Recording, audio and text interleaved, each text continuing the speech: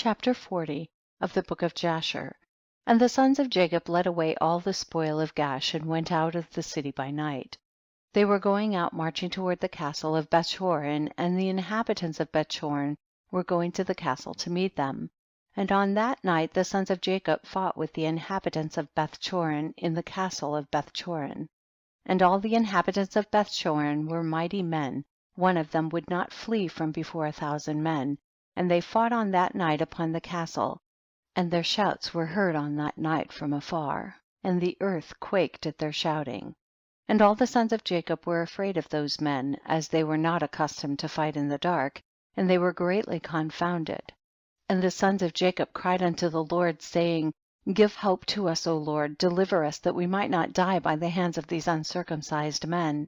And the Lord hearkened to the voice of the sons of Jacob, and the Lord caused a great terror and confusion to seize the people of Bethchorin, and they fought amongst themselves the one with the other in the darkness of night, and smote each other in great numbers.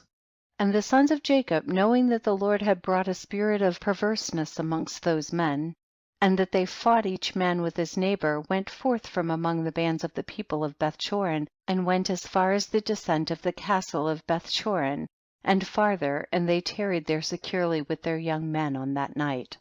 And the people of Bethchorin fought the whole night, one man with his brother, and the other with his neighbor, and they cried out in every direction upon the castle, and their cry was heard at a distance, and the whole earth shook at their voice, for they were powerful above all the people of the earth. And all the inhabitants of the cities of the Canaanites, the Hittites, the Amorites, the Hivites, and all the kings of Canaan, and also those who were on the other side of the Jordan, heard the noise of the shouting on that night. And they said, Surely these are the battles of the Hebrews, who are fighting against the 7 cities. Who came nigh unto them, and who can stand against those Hebrews? And all the inhabitants of the cities of the Canaanites, and all those who were on the other side of the Jordan, were greatly afraid of the sons of Jacob, for they said, Behold, the same will be done to us as was done to those cities, for who can stand against their mighty strength? And the cries of the Chorinites were very great on that night, and continued to increase, and they smote each other till morning, and numbers of them were killed. And the morning appeared, and all the sons of Jacob rose up at daybreak, and went up to the castle, and they smote those who remained of the Chorinites in a terrible manner, and they were all killed in the castle. And the 6th day appeared, and all the inhabitants of Canaan saw at a distance all the people of Bethchorin laying dead in the castle of Bethchorin, and strewed about as the carcasses of lambs and goats.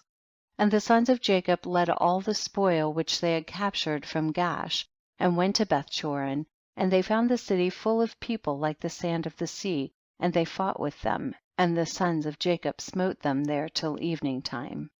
And the sons of Jacob did unto Bethchorin as they had done to Gash and Tapnach, and as they had done to Shazar and Sarton and to Shiloh. And the sons of Jacob took with them the spoil of Bethchorin, and all the spoil of the cities, and on that day they went home to Shechem. And the sons of Jacob came home to the city of Shechem, and they remained without the city, and they then rested there from the war, and tarried there all night. And all their servants together with all the spoil that they had taken from the cities, they left without the city, and they did not enter the city, for they said, Peradventure there may be yet more fighting against us, and they may come to besiege us in Shechem. And Jacob and his sons and their servants remained on that and the next day in the portion of the field which Jacob had purchased from Hamor for 5 shekels, and all that they had captured was with them.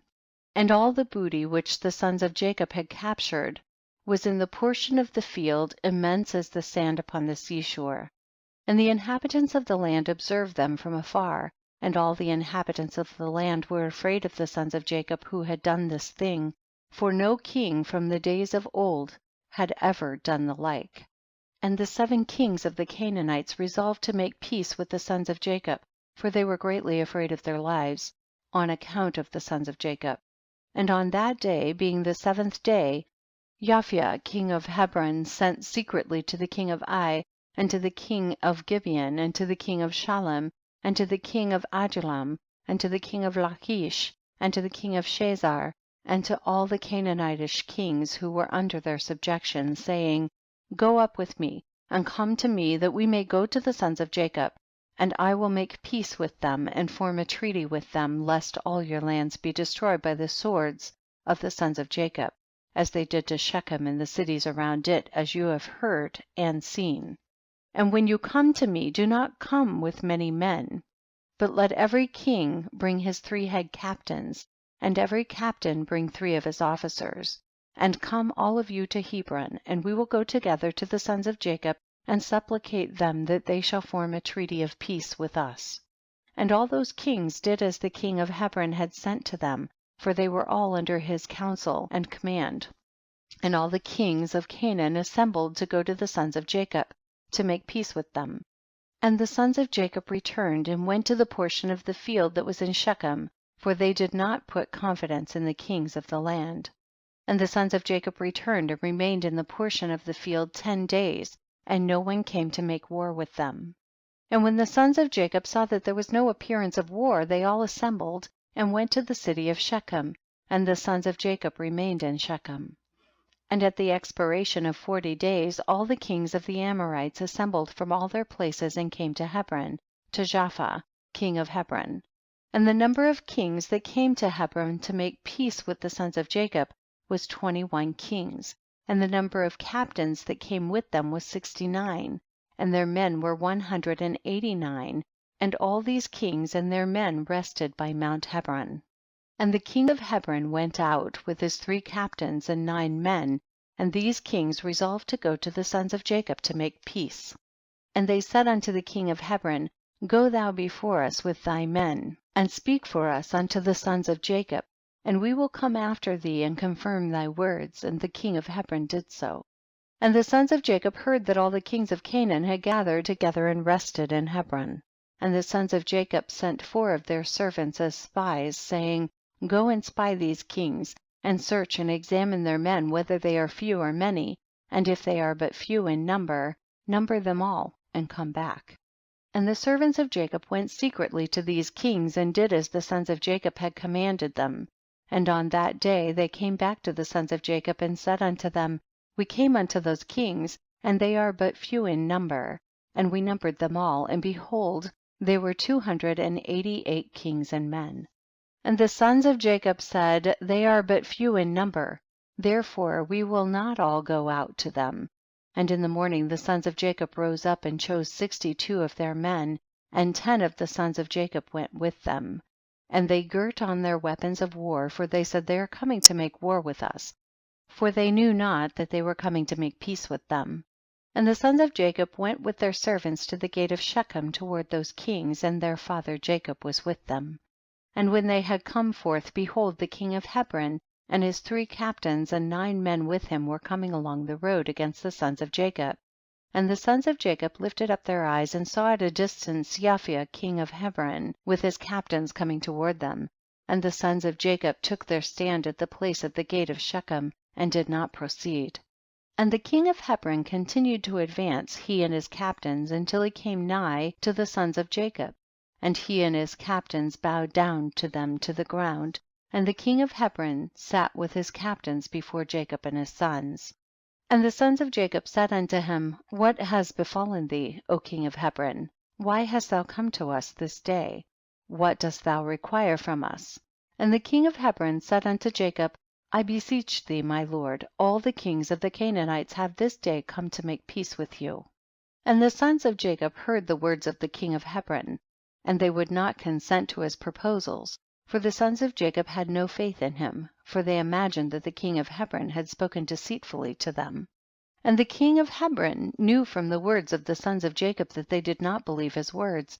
And the king of Hebron approached nearer to Jacob and said unto him, I beseech thee, my lord, to be assured that all these kings have come to you on peaceable terms, for they have not come with all their men, neither did they bring their weapons of war with them, for they have come to seek peace from my lord and his sons. And the sons of Jacob answered the king of Hebron, saying, Send thou to all these kings, and if thou speakest the truth unto us, let them each come singly before us, and if they come unto us unarmed, we shall then know that they seek peace from us. And Japha king of Hebron sent one of his men to the kings, And they all came before the sons of Jacob and bowed down to them to the ground. And these kings sat before Jacob and his sons, and they spoke unto them, saying, we have heard all that you did unto the kings of the Amorites with your sword and exceedingly mighty arm, so that no man could stand up before you. And we were afraid of you for the sake of our lives, lest it should befall us as it did to them. So we have come unto you to form a treaty of peace between us, and now therefore contract with us a covenant of peace and truth, that you will not meddle with us, inasmuch as we have not meddled with you. And the sons of Jacob knew that they had really come to seek peace from them, and the sons of Jacob listened to them and formed a covenant with them. And the sons of Jacob swore unto them that they would not meddle with them, and all the kings of the Canaanites swore also to them, and the sons of Jacob made them tributary from that day forward. And after this all the captains of these kings came with their men before Jacob, with presents in their hands for Jacob and his sons, and they bowed down to him to the ground. And these kings then urged the sons of Jacob and begged of them to return all that spoil they had captured from the 7 cities of the Amorites, and the sons of Jacob did so. And they returned all that they had captured, the women, the little ones, the cattle, and all the spoil which they had taken, and they sent them off. And they went away each to his city. And all these kings again bowed down to the sons of Jacob, and they sent or brought them many gifts in those days.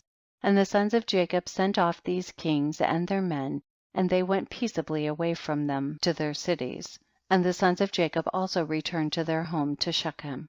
And there was peace from that day forward between the sons of Jacob and the kings of the Canaanites, until the children of Israel came to inherit the land of Canaan. End of chapter 40.